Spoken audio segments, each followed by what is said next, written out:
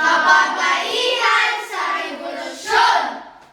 Lupang sinilangan kung tawagin natin, bansang Pilipinas, malaya na, magigiting na bayani, mga babae man din, may katahimik na hangarin sa bansang may pag-asa, lukson ng damdamin, pagka-Pilipino, sa pag-alaga ng pamilya, ginagawa na.